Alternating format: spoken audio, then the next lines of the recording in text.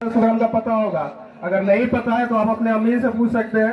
हल्का नंबर बहुत लोगों को नहीं पता होगा, तो आप इसको खाली छोड़ सकते हैं, ये आपके अम्मी से भर लेंगे।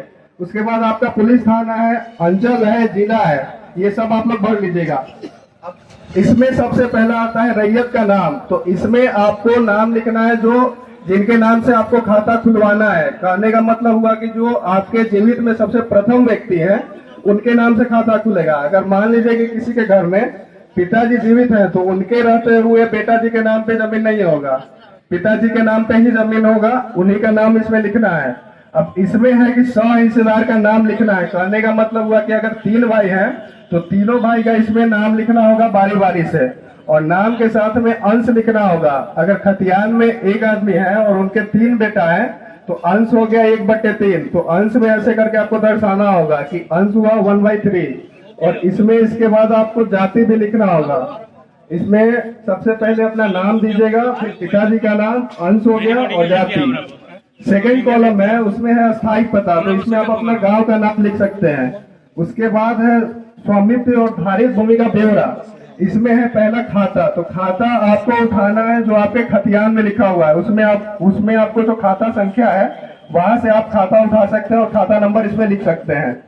उसके बाद चौथा कॉलम में है खेसरा। तो खेसरा एक खाता संख्या में बहुत सारा खेसरा हो सकता है। तो इसमें आप एक खाता का मान लीजिए कि खाता नंबर है आपका 5, उसमें 200, 201, 203 ऐसे करके खेसरा संख्या है। तो आप इसमें अपना खेसरा संख्या डालेंगे बारी बारी से एक खाता के लिए। उसके बाद है आपका रकबा। तो रकबा आपको एकड़ और डिसमी में लिखना है, कोई कट्ठा बीघा में नहीं डालिएगा। चौहद्दी है तो चौहद्दी में आप उत्तर का ऊ लिख के उसके बाद उसके उत्तर का जो खेसरा हो गया खेसरा डाल दीजिएगा, और पीछे में आप करके खेसरा का जो उसके स्वामित्वधारी होंगे। कहने का मतलब अगर आपका जमीन है और उसके उत्तर में राम सिंह या श्याम सिंह का जमीन है तो आप पीछे में पहले यहाँ पे बहुत छोटा सा जगह दिया गया है, तो इसमें आप खेसरा संख्या लिख दीजिएगा चौहद्दी में, और पीछे में खेसरा संख्या का आप करके लिख सकते हैं कि वो किनका जमीन है। इससे जब हम लोग आपके भूमि पर जाएंगे दखल उठाने के लिए तो हम लोग को आसानी होगा आपके प्लॉट को पहचानने में। हम लोग अगर श्याम सिंह के जमीन पर पहुंचेंगे तो हमको पता चलेगा कि राम सिंह का भी जमीन के बगल में ही जमीन है। तो आप लोग चौहद्दी जरूर लिखिएगा। उसके बाद हो गया जमीन का किस्म। तो किस्म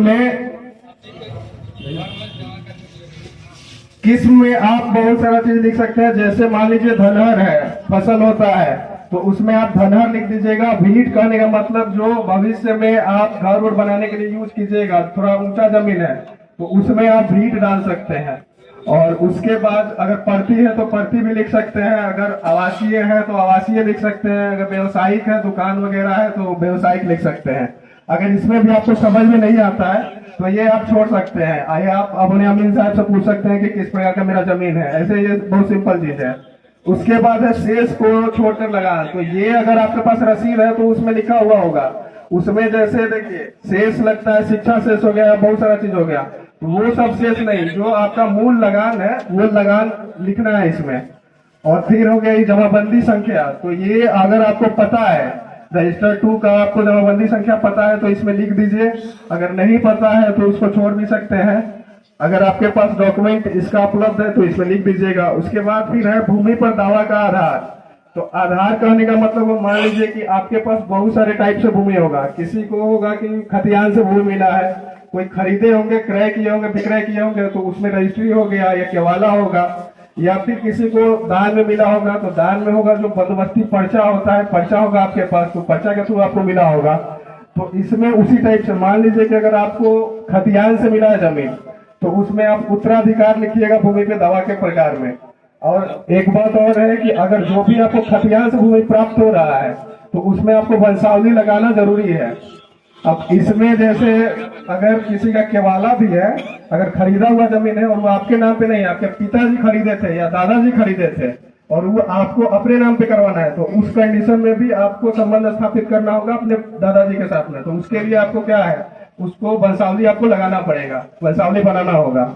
अब एक और कॉलम है इसमें अभियुक्ति। तो अभियुक्ति में आप कुछ एक्स्ट्रा ऑर्डिनरी चीज जो है वो दे सकते हैं। कहने का मतलब हुआ कि किसी पे केस चल रहा है, आपका वाद चल रहा है न्यायालय में, तो हम लोग न्यायालय से तो ऊपर है नहीं, हम लोग न्यायालय के अंदर में ही काम करने के लिए आए हैं।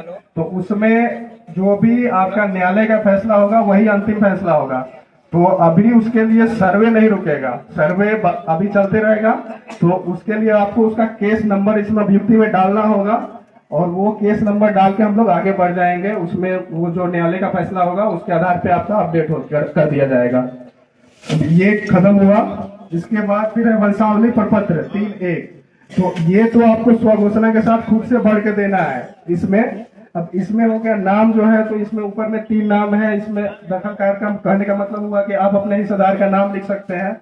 इसमें जो निवासी है, ग्राम है, थाना है, अंचल है, ये सब आप लोग जानते हैं। उसके बाद इसमें एक आता है भूमि जिसका विवरण आवेदन के साथ संलग्न प्रपत्र 2 में अंकित स्वर्गीय जो लिखा हुआ है, इसमें जो खतियान में नाम होगा वहां ये खतियान वाला नाम लिखना है। बाकी इसमें राजस्व ग्राम है, जमाबंदी क्रमांक संख्या इत्यादि है, ये सब आप लोग भर लीजिएगा।